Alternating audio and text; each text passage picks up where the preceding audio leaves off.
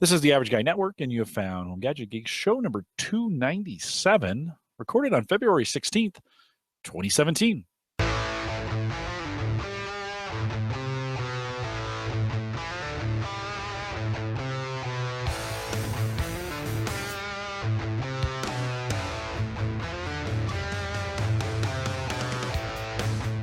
Here at Home Gadget Geeks, we cover all the favorite tech gadgets that find their way into your home. News, reviews, product updates, and conversation, all for the average tech guy. I'm your host, Jim Collison, broadcasting live from the Average Guy.TV studios here in a beautiful, unbelievable, what's it, February 16th? 70 degrees in Omaha today. Incredible. Just makes you want to go outside. It's hard to believe we're in the middle of February. Beautiful here in Nebraska. Hopefully beautiful where you are at. And, of course, we post the show with world-class show notes. Not too many show notes this week, but we post those out at the Average Guy.TV. Don't forget, you can join us live on our mobile app if you want to get access to that, homegadgetgeeks.com. I want to thank LastPass for their sponsorship of that. Big things going on at LastPass. I need to get Amber back on because, they were Citrix. They merged with Citrix. LogMeIn merged with Citrix in one of their subdivisions. And I got this crazy letter from them this week, this vendor letter, right? That was like, hey, we're merging and we're looking for economies of scale, and we have multiple vendors for things. And I'm a little different situation because it's just a one-time annual payment, sponsorship payment. But it was funny to get that letter.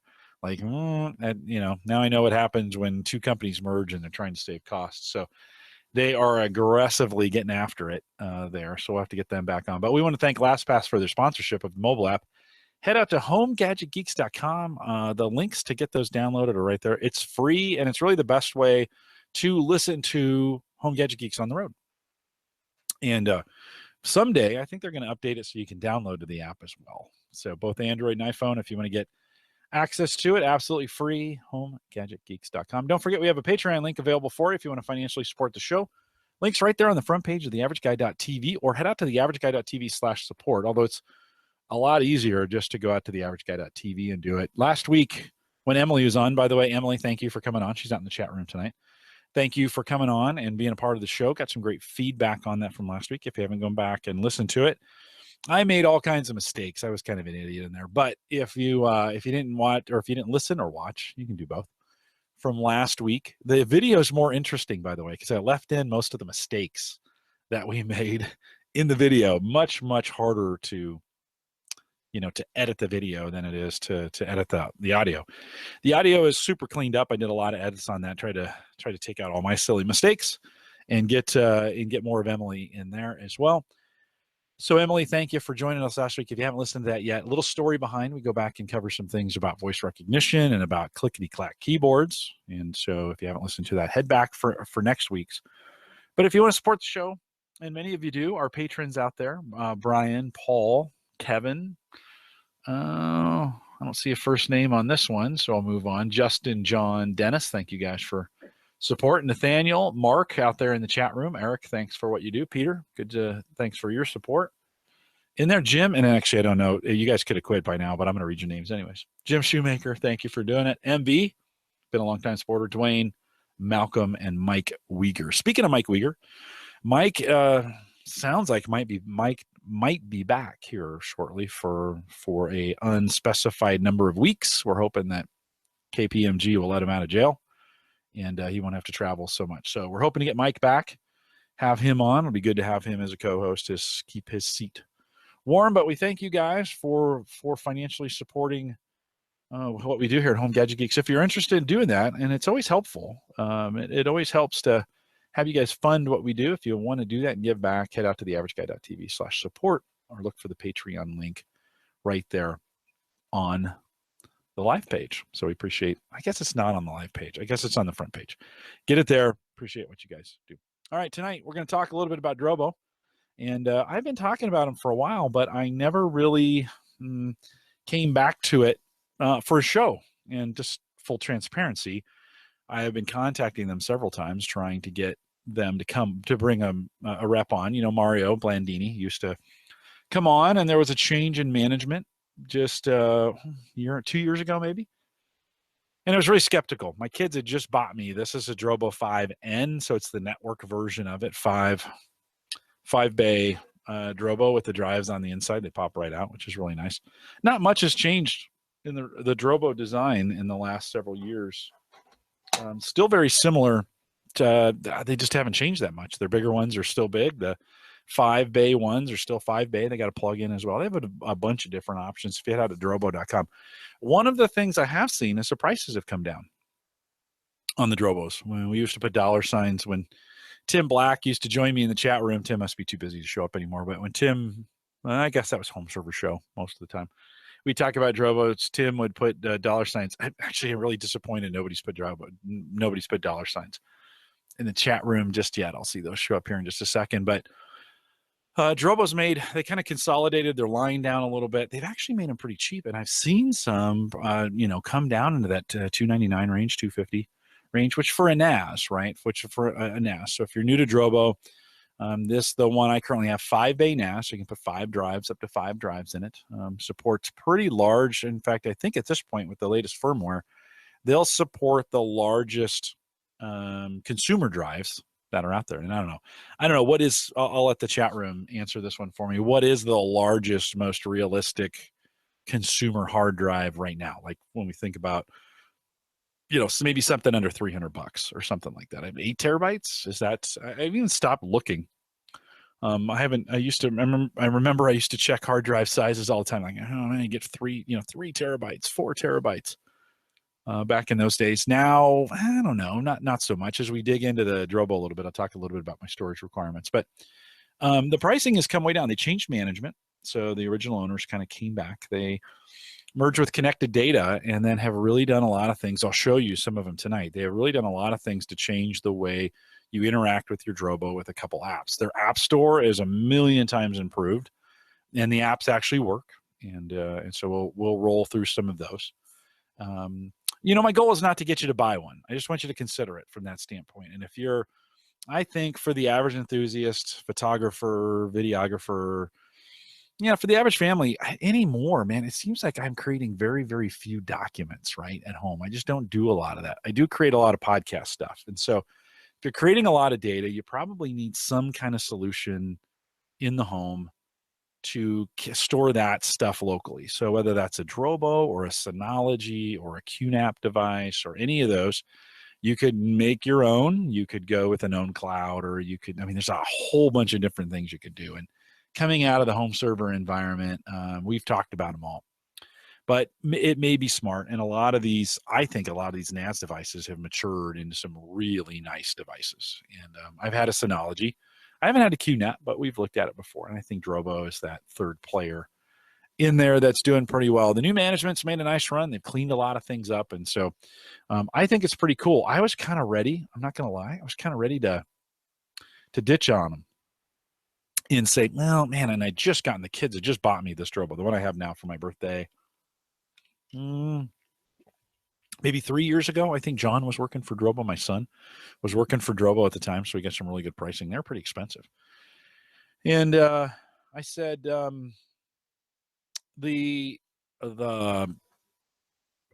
just didn't like where things were going. Things weren't working. And I kind of held on. I didn't do much. I didn't actually use the Drobo very much. And then when new management came on, they began to slowly start changing things and making things better. So been pretty impressed with where they've gone. Lots of great stuff ahead. So again, if you haven't considered some drives, if you haven't considered some kind of NAS device, NAS, right? Network Tech Storage, you might want to. I think now is the time. They're getting pretty inexpensive. They're pretty mature. They do some great stuff.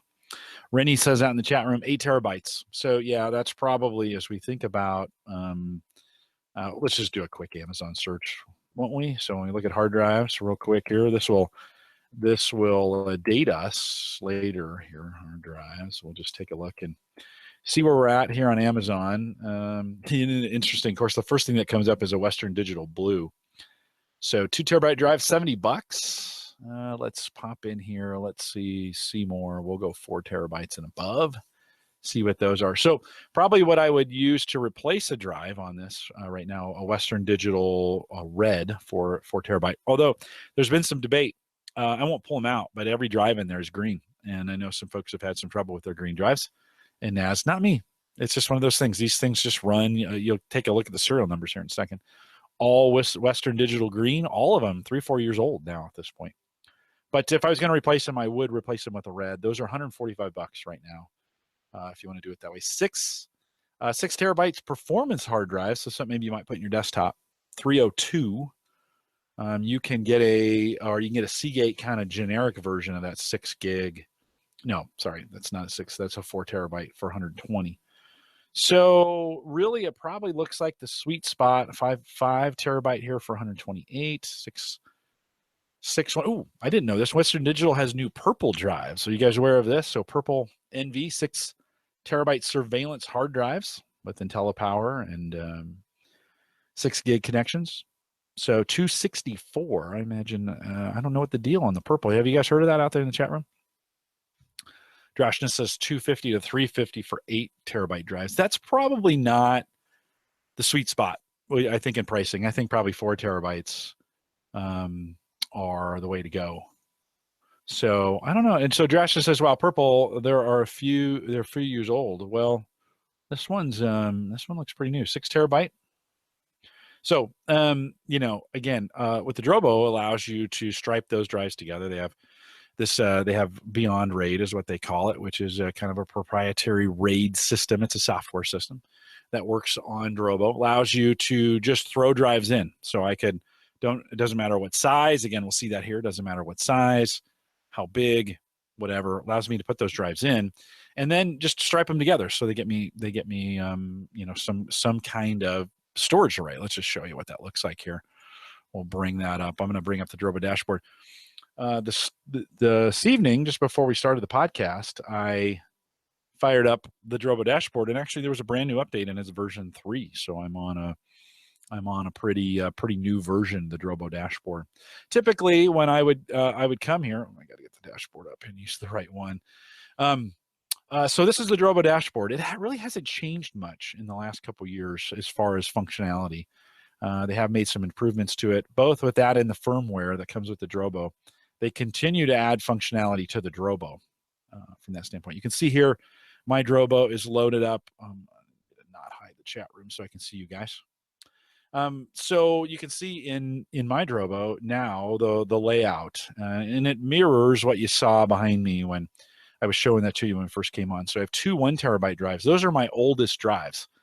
And I think actually Drobo gave those to me. We were doing a bunch of testing for them. And I think those drives came from Drobo about 4.5 years ago. They have stayed in there, been very faithful drives. Again, these all look like we can roll through them. WDC, so Western Digital, these are all greens. When we go through, we can click through the bays. So in bay 1, we saw another 1 terabyte ears. These are the ears drives. These were the really cheap ones, to be honest. Lots of people had lots of problems with them. Let me see if we see that. Yep, ears drive and bay. So the 1 terabyte drives are the ears. We get into bay 2. This is a 3 terabyte drive that I bought a couple years ago. One of the things that would be really nice on here is if it had a date on this dashboard. Can you guys see that all right? I think you can. You might have to go big screen to make it to see it all, but it gives me health. It gives me health on each of these drives as I go through them. So it'll let me know. As soon as a drive begins to fail, it's going to let me know. So it's one of those things where on the Drobo, if it had a drive, it sensed it was going bad, couldn't read to it. The red light next to the drive is going to come on both on the dashboard and on the physical device. So you can kind of see it. It'll tell you which one to swap out. So bay 2 has the 3 terabyte drive, and I have 2 of those. I think I bought those maybe a year ago, sweet spot, maybe $99 or something like that on sale. Kind of waited for those to come in, and then of course it rounds out on bay number 5. Let's see, no, I clicked too fast. So bay number 4 down there has a 2 terabyte. Because the first one's 0. I was like, that should be bay 5, but actually the first bay is 0. So 2 terabyte drive down at the very bottom. What would happen is you can see here, if I look at the capacity of these drives then, and I've gotten close recently, that as we get closer to it filling up, it's going to start saying, hey, Jim, you're running out of space. And I don't have the exact dimension from the estimate or the exact size that says what it'll click in at. But the other day, I'd gotten close. I use a Cronus to back up the various PCs in the house to the Drobo. I'll show you where that's at here in a little bit. But and I had gotten pretty close. And it said, hey, it's going to recommend you. And it started flashing the 1 terabyte drive. So pretty cool. Kind of let me know.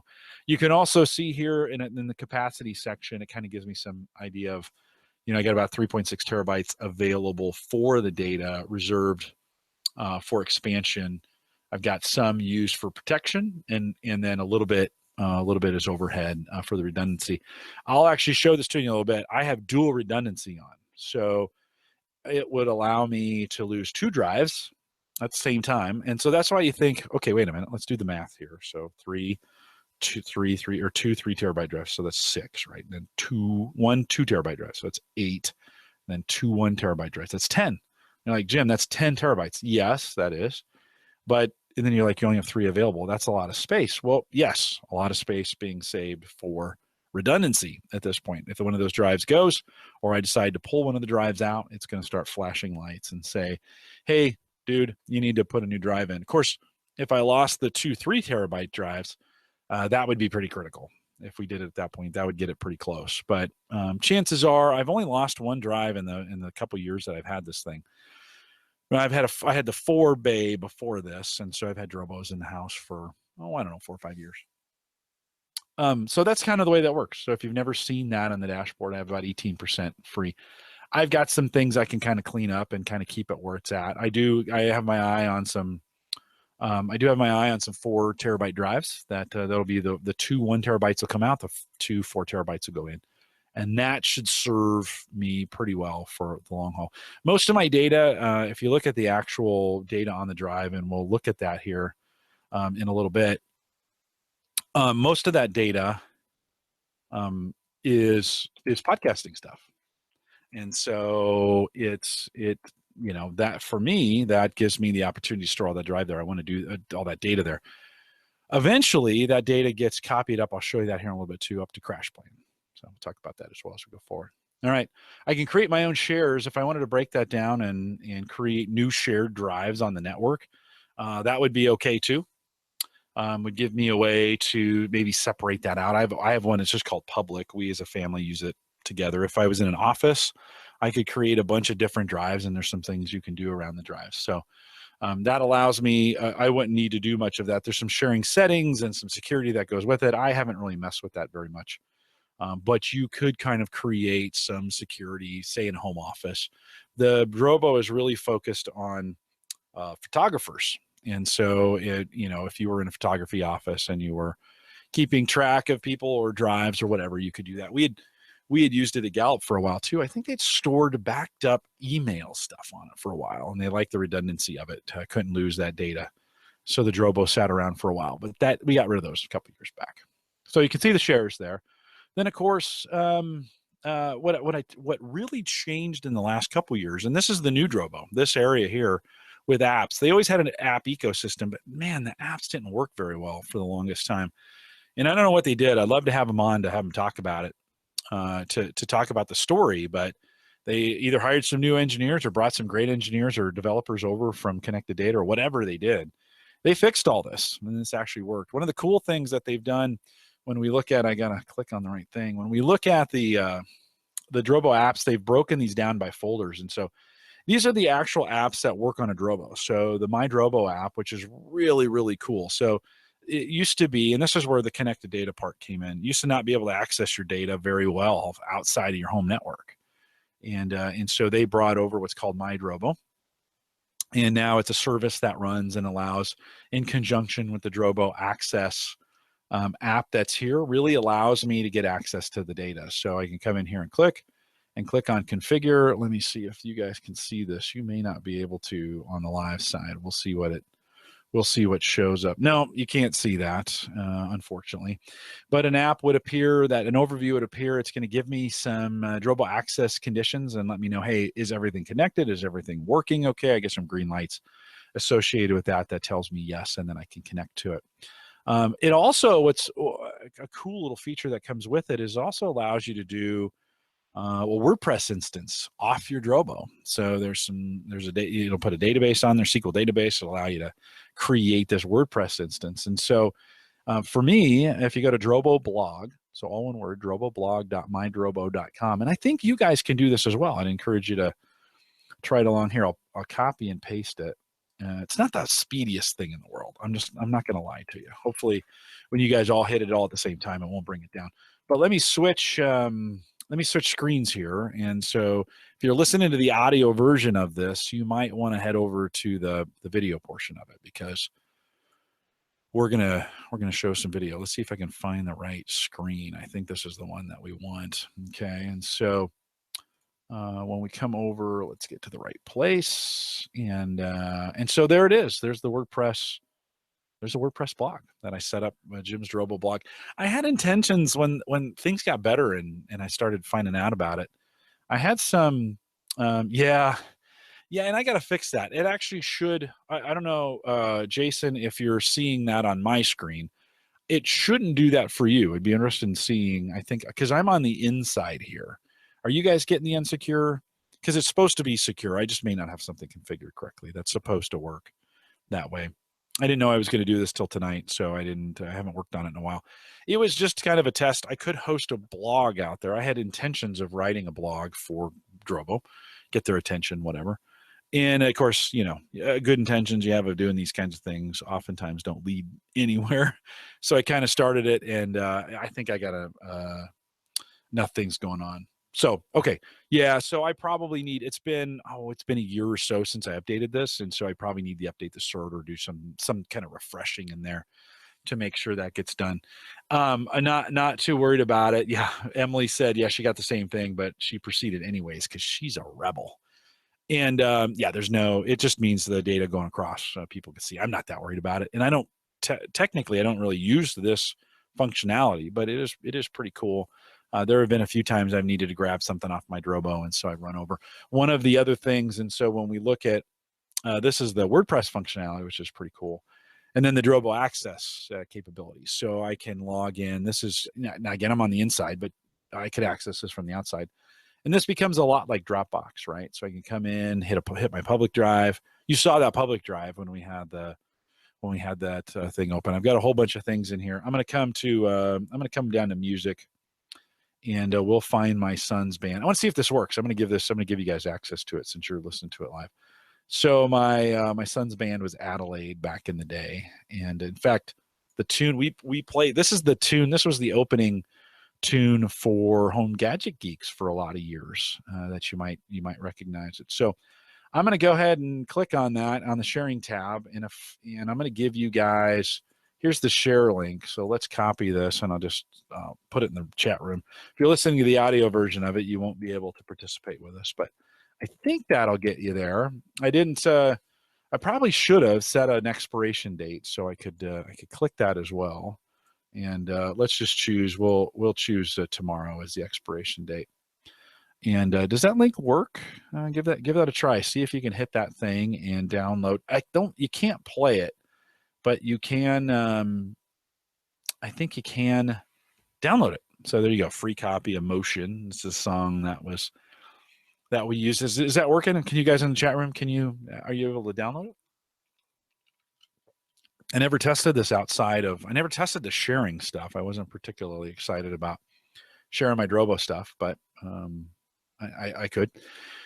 So when you think about, and there's some other apps coming up when we think about OwnCloud and some of those other things, those work with it as well. Yeah, it's not secure, but it's okay. It's just a music file at this point. You can grab it if you want to and download it. I'm not too worried about it. I think my certificate's expired and I need to get that updated.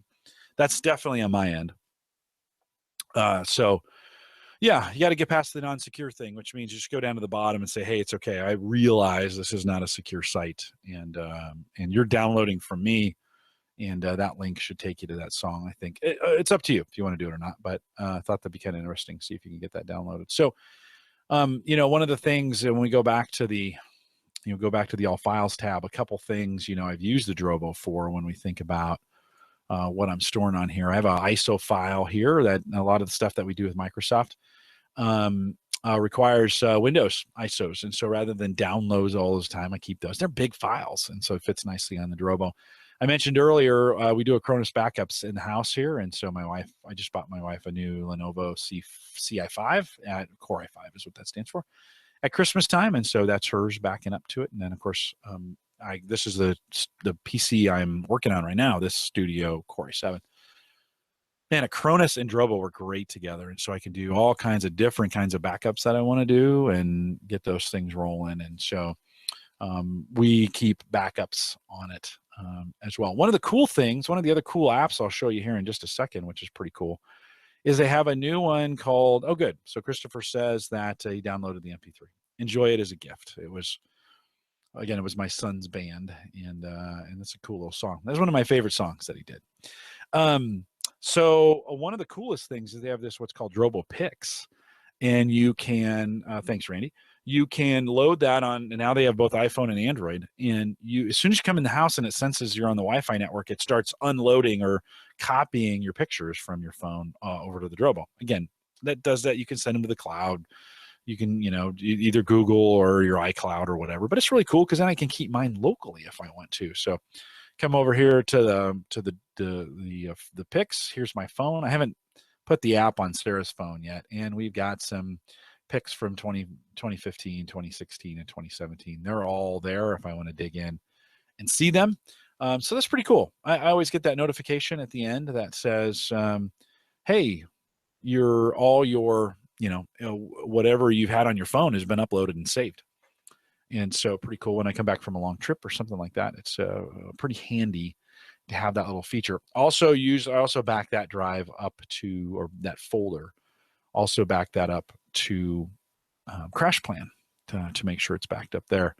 So it really handy. I mean, again, those are 3 features that didn't even exist with the old company, but those guys have got working pretty well from a Drobo standpoint. Let me flip back over to the Drobo dashboard again as we go. Hopefully you're seeing that here. Pop that back in. So those the My Drobo and the Drobo Access and the Drobo Pix are all 3 brand new apps that really never were there before and weren't available. One of the other apps I think I mentioned too then as well as this WordPress app down there, and it does a pretty easy install of WordPress, and you can bring that up and get it working. Some of the apps you might know pretty well. This BitTorrent Sync, and there's a bunch of BitTorrent apps if you want to use that for BitTorrent stuff. You can. CrashPlan, I mentioned that earlier.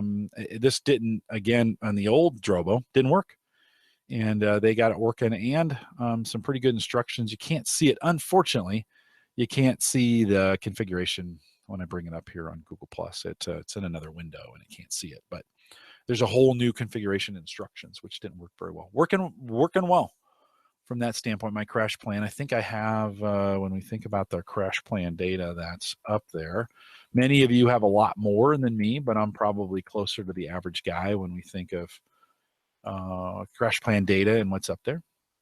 Yeah, Drashna, little late to the party, but the SSL certificate is not, and I don't think it's mine. I think Drobo does that, and I just don't think I have updated it. I need to go in and get that done. So about 1.2 terabytes saved off of the CrashPlan here. Let's see. Let's give you some access to that as well. Let's see what that looks like. So jumping into Crash, I don't think there's anything that I have to worry about showing you here. I don't know. I'm just going to show it. Okay, so there you go. About 22,000 files, 1.2 terabytes, and it's last connected about a minute ago. So have that all set up and ready to go from a CrashPlan perspective. So pretty cool. I never have to really worry about it. A great way to think, especially from a podcasting standpoint. I never have to necessarily think about it because it just automatically does it.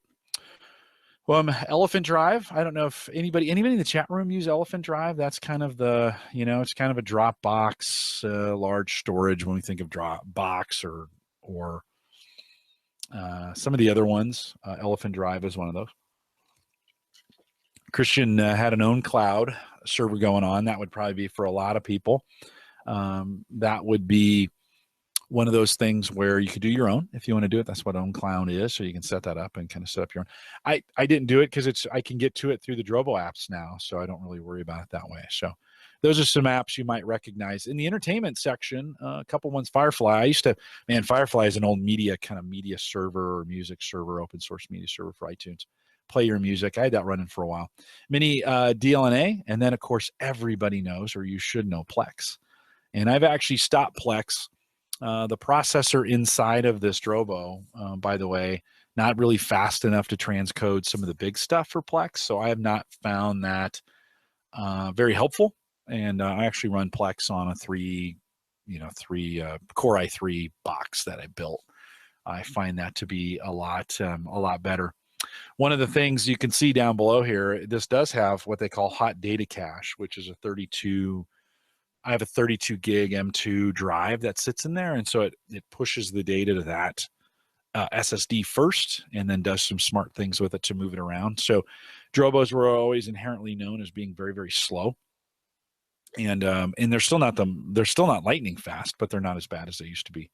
And so it writes that data to the SSD first, and then as it can, it sends it out to the drives to be written. So they kind of use that cache. That was kind of before the conversion, but I've installed that as well. Works out pretty well. You can see at the bottom here, it says hot cache. I like that. Hot cache is active. So, but Plex, pretty cool from that standpoint. It was great. They supported it. I'd love a little faster of a processor in there for transcoding for some of the other stuff, but I've lifted the load off of my Drobo to get that done. A few other ones you might know here: Couch Potato, headphones, Sick Beard. That's another pretty widely known app to do some of the media pieces that's in there. WordPress showed you a little bit earlier here. If you Pro FTP, if you want to FTP or create a FTP server off this, you could do that as well if you wanted to make that or turn that piece on to get that done. It does run some applications too. So there are some other apps that require you can create an Apache server, and I got these running. I was testing some other stuff a ways back, but you can create an Apache server. Java is installed on there as well. So those are pretty interesting. There's a little instance of MySQL on there that you can get into and configure. It's pretty cool. Node.js, Perl 5, Python 1 and 2, and Ruby. All apps that are on there. And then as we kind of run through the last little bit here, there's a zip file application. Let's see if there's anything else in here that makes sense that from an average standpoint. Nope. So those are the apps that are available. Yeah, I guess it could. I have not. Drashna says, oh, it supports mono, so it could run MB. Yeah, it could. There's a lot of things actually, and I think the guys that are working in Drobo now are little hackers and slashers. So some kind of cool stuff. I don't use a lot of that. I've kind of taken on the standard apps when we think of the WordPress stuff. I'm using their apps and such. I used Plex on it for a while, but that works out pretty well. So their apps section has gotten very robust. I think if anything's changed with Drobo in the last year and a half, whatever, it's been their app infrastructure, and they've done a great job. I give them high praise for really going after some of these apps. If you could find a Drobo 5N for $300, I think it's a pretty good deal.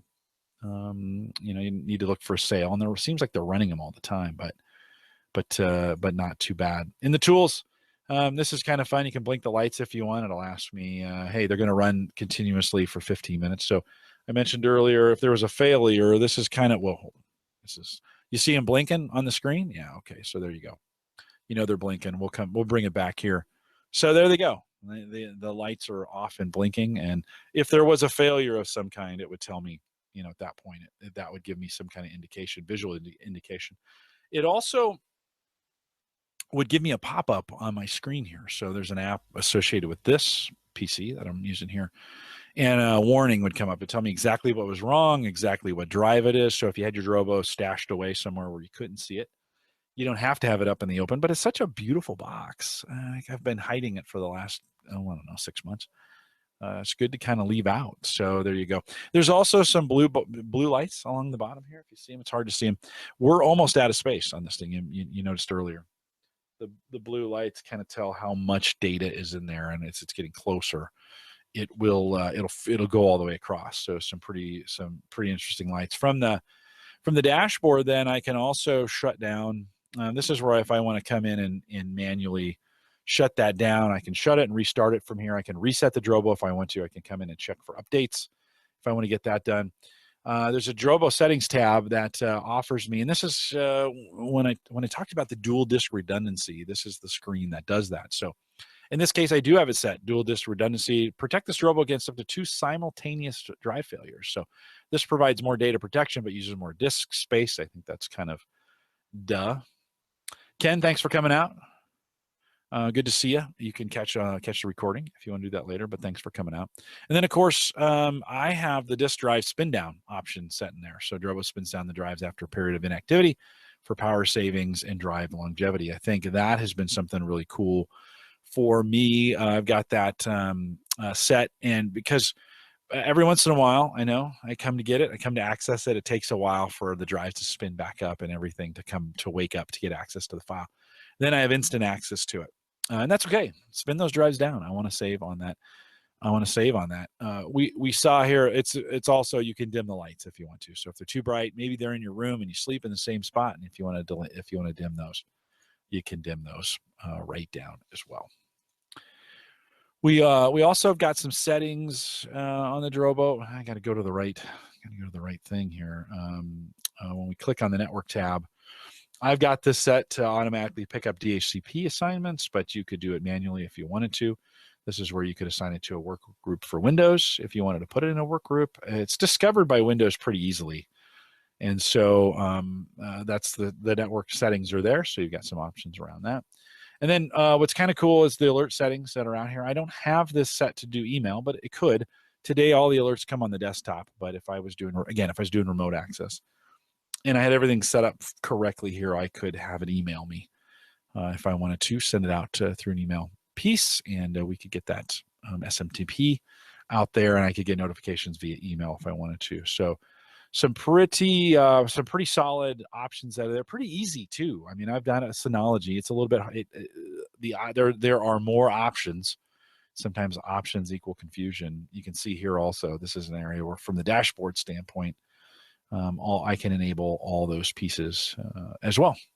So that's the dashboard, kind of a quick walkthrough of that, and gives me, I think, pretty easy to maintain. Rennie says it's the prettiest box, the best box, trust me. So it is a pretty box. I mean, they've done a nice job on it. The design hasn't changed all that much. It's something I like to put on my desk, and something I like to use. Here, I'll show you. We can also access that. Let me go put the screenshot on. So we'll bring up the file. Where's it at? Maybe I'll have to share the whole window with you. I'll do it that way. So we'll share that out with you. You can see no, I shared the wrong one. Well, let's try that again. That's the screen I want. So you can take a peek at it there. You guys can see yourselves. You can see that here, we'll blow that up a little bit so you can get it done. So I've got access to it. I've set a short drive or a mapped network drive here for the podcast, so you can kind of see the way the podcasts are laid out. Sometimes in Windows it loses itself, and so I've got a drive set up here as well. So I can go to Drobo 5N public. You saw these are the same folders that you saw, or the same files that you saw when we were showing it on the web. You can come in and look at the backup files if you want to do it that way. I probably have more for my backup. You can see here the differentials that's backing up, and I think I do a full monthly. So 1226. Let's see, the next full 10. I thought I did a full monthly and a bunch of differentials. I'd have to go back on Acronis and take a peek and see what I'm doing, but you see from a Windows standpoint, pretty standard management, given the folders. Pretty easy to set up. So easy a caveman can set it up, right? From that standpoint. So pretty easy, pretty good looking, I think. Pretty simple. If I did want to pop a drive out, you guys, I won't, because it'll send the thing into a fit. It would, to recover, it's not the fastest thing in the world. I don't think you want it to be the fastest thing in the world always, but I'll pop a drive. It'd probably take a couple hours to cut that drive out, make sure it's got all the data integrity, and then I could pop another drive back in. Probably take 3 or 4 hours to rebuild that drive. So depends on which drive goes and how much data and how much space and some of those kinds of things. I wouldn't have any problem popping the drive. Here, we'll just pop it. Let's just do it. Might as well. Let's give it a shot here. So we'll take it off. I think, what did I say? Let's get the right drive here. I'll show you what happens from a dashboard perspective. Let's get that dashboard back up and running here. One sec. I closed the dashboard. So let's reopen that for you guys, give you an idea what that might look like. So you see there's the Drobo. If I had multiple Drobos, by the way, this would be a spot where it would allow me to manage multiple Drobos too inside of this if I want to. That's mine. It's going to switch over. Here's the status. So let's just pop that top drive. And that'll simulate a drive failure. And so let's pull that drive out of the system. It is now done. Of course, you're doing these demos live. Okay, so I just got on my desktop. It just popped up, said, hey, you have degraded with one, with the drive missing. This drive is going to go. This drive is going to go critical. So let's flip over to the drive itself here, and we'll look at the drive information on it. So bay 0 is empty. It's like, hey, you need to insert 1 in here. It's going to affect my capacity. You remember, this is at this point. I've got more. I don't have a lot of free space left at this point, and it's like, yikes, right? And so it's thinking, hey, put another drive in. Now I'm going to cheat because all the data is on this drive and it knows it. But we're going to snap that drive back in. I should have showed you that, but we're just going to snap that drive back in. And here we'll come back to me so you can see it. So I just snap that drive. There's a little lever over here. You push it, pops out. A drive came out. I'm going to snap that back in, and it's going to go into recovery mode.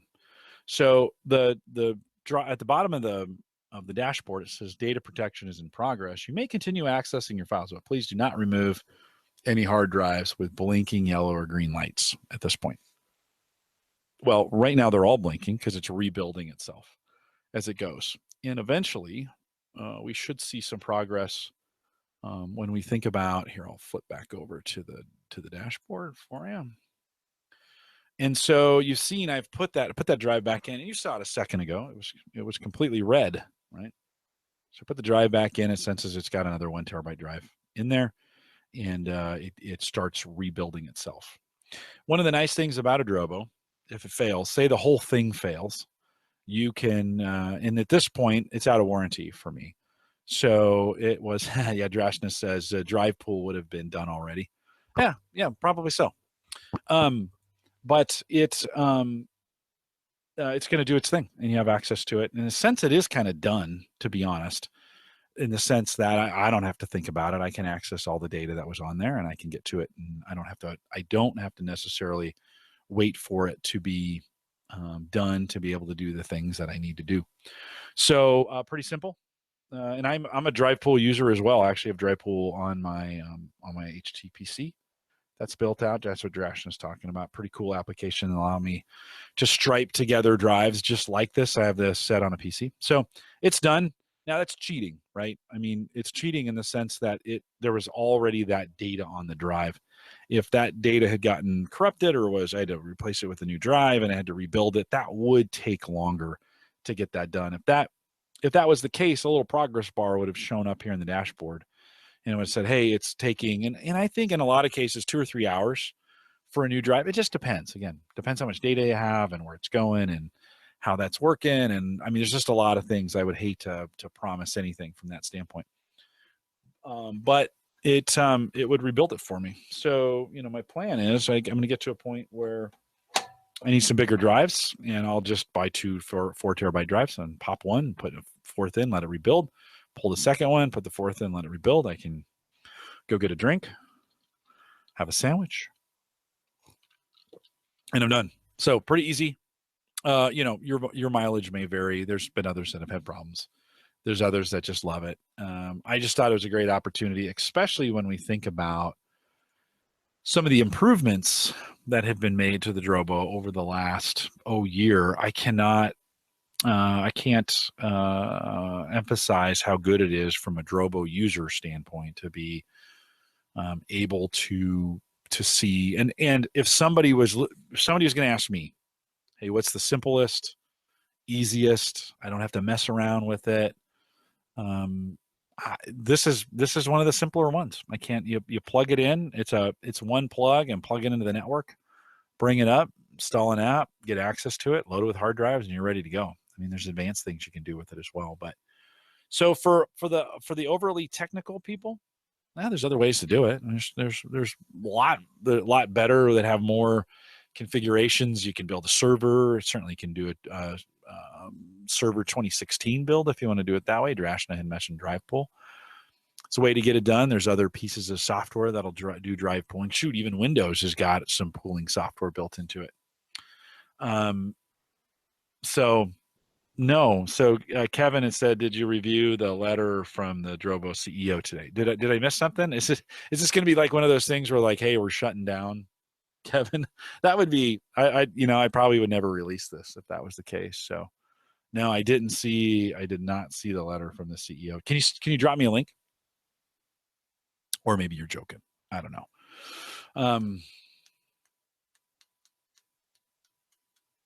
Yeah, the letter from the CEO today. Oh, good. Well, certainly. No, I mentioned earlier that I have been inviting Drobo to come on the podcast. I think that's what I was referring to earlier. Love to have him on. Love to catch up with him. I'd love to tell him, hey, appreciate what you're doing. You're doing great stuff. We've had a great relationship with him for years. Certainly, we've given stuff away for them, and would love to have them show up and do a podcast with me. They don't want to come. They're busy. I did contact them during CES, and I think they were making a pretty big run. At CES. So, good. Well, okay. Yeah. So the letter from Drobo CEO, letter 2017, the comeback kid on the Drobo blog. So, good. Well, I'll read through this. Looks like they are certainly touting what they're doing. And I'd love to talk with the CEO if he would be willing to come on the program, and maybe I will reply back with this and say, hey, I'm talking about you whether you like it or not. Although I'm not sure there's too many more things they could cover than we just did, but never know.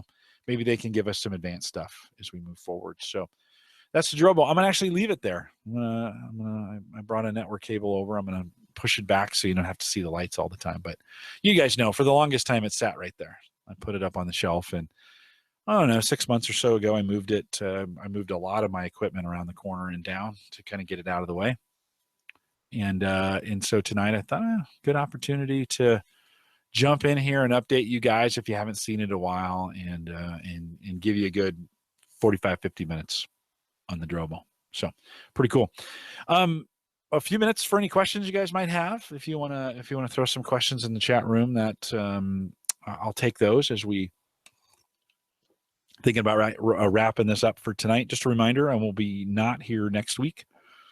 We have a big annual awards for Gallup, and so we will not be around. And I appreciate you guys coming out live this week. We'll be back. I need to start booking some. I need to get busy booking some stuff. We're a little thin once we get past next week, so I need to start booking some things and figure out who I want to get in there. Oh, no worries, guys. It's, you know what? It's hard for me to read the chat tonight and not infer things into it, just because I don't have a lot of time to, usually when you have a guest, you can ask the guest a question, and then while they're talking, you can kind of read the chat room and kind of see. Tonight, I don't get any of that brain processing power. So if I misquoted you or whatever, sorry from that standpoint, but I always appreciate you guys coming out here on Thursday nights to be a part of what we do. Busy times at work. for me, we got some great stuff going on. The podcast continue to do very well for Gallup. We just had the blog crossover today. I saw 48,000 individual views in a month in a 28-day period, which is pretty good for us. My goal is to have that to hit 60. And so we got a little ways to go, but we're not too far away from it. Making some good progress there. A couple podcasts going pretty well, and we're seeing some pretty good numbers. Just crossed over 250,000 downloads, which is pretty good for a really niche podcast like ours. 1 million views to the coach's blog total, and 1 million views on YouTube total with 10,000 subscribers. So we're making some damage. It's been one of those things. I'm not going to lie to you guys. If you've gotten this far in the audio, you're my most engaged and my most faithful listeners. So I'll tell you guys. I told you at the end of the year we're going to keep going, but it's been hard sometimes to think, there's a lot of tech podcasts going on out there, and my time sometimes better spent focusing on the work stuff. But I can't seem to walk away. It's just too much fun to do this kind of stuff. We're going to take a week off next week. Paul Barron is going to come on the podcast and to be a part of what we do. We're going to get an update from him and everything that he is doing, for IBM and VMware. He just left IBM and now is working for VMware. So good to catch up with him. Randy said, Jim, is Gallup using messaging bots at all? And we are not. No, it'd be a while before we do those kinds of things. Now Randy, we're building an army of real bots called coaches. So a couple thousand certified of those, and we'd like to have 10,000 by the end of 2018, I think is kind of what we're thinking. And we're on our way to growing an army of them. So maybe with a Strengths Finder or Clifton Strengths app where you could put in a theme and it would bring some things back or have some discussion with you. I don't think we want to replace coaching with bots. I just don't think we want to do that. I think that's a sacred thing. You know the deal. I think it's a sacred thing, and just not sure there's a place for bots. I don't know if there's a place for bots anywhere. I don't know. Somebody would have to convince me. Everything I've seen is cheesy and really bad at this point. I have not been able to find anything. Maybe you guys know. So he says it maybe in lieu of email. Well, email's still king. Everybody checks their email. Other ways, not so much. I don't know. I guess if we could find a good bot infrastructure like Skype, something like that, where they would check it. What I find is people don't want another thing. We create. They don't want another channel. They feel like email and Facebook and LinkedIn and Twitter is enough for most business people. So I don't find them. Every time I think of something new, we have Yammer too for our coaches. Every time I think of adding another, like I almost started using Slack for them. Now that would have been a terrible decision because Slack doesn't really scale for teams of thousands very well, I don't think. And they just revolted. So it's kind of like, yikes. They didn't like that. So we will have to do a major upgrade on our Yammer infrastructure here in the next couple months. And I'm actually thinking I'm going to have to wipe out what we have, start over, and ship it downstream to them. So we'll have to see how that goes. Well, with that, I don't see too many questions. So I appreciate you guys coming out tonight. I'll stay around for a little bit of post show from there, but remind everyone that if you got comments, if you want to send me an email, you can do that. I don't usually get to them until the weekend in a lot of cases, but you can contact me. Send me an email, jim@theaverageguy.tv. You can find me on Twitter @jcollison. Don't forget the Patreon link that's out there if you want to support the show, $1 and $5 plans. And if you have some ideas, t-shirts, mugs, stickers, something along those lines, let me know. It might be a great way to do some Patreon stuff. I don't, a lot of people, everybody does it differently, but if you want to support the show, it's a great way to do it. Head out to the averageguy.tv and look for the Patreon link there on the right side. The averageguy.tv is, of course, powered by Maple Grove Partners, both web and media hosting. Get secure, reliable, high-speed hosting from people that you know and you trust. For more information, visit maplegrovepartners.com. Thank Roger out at WLMN Radio in Grafton, West Virginia. Roger, thanks for broadcasting us live out there, and we appreciate your support of it. And someday I'll drive through there in the morning time when we're playing just to to see what it sounds like. So, Roger, appreciate you doing that. WLMN Radio. Thanks a bunch. You can also listen to Home Gadget Geeks on your Android iPhone app we have available. Remember, best way to stream it if you're on the road, head out to homegadgetgeeks.com. Thank LastPass for their sponsorship of that app, and we appreciate what they've done for us. If you want to get LastPass is free now for both mobile and desktop, and it syncs. There's no reason to really not give it a try, and we love LastPass. LastPass.com if you want to give it a try, and try the mobile app, homegadgetgeeks.com. We're back 2 weeks with Paul Braren, and looking forward to having him here, and lots of great stuff ahead. I'll stay around if you guys want to stay around the chat room for a little bit and answer some questions or chat among yourselves. That'll be fine. Thanks for coming out tonight. And with that, we'll say goodnight.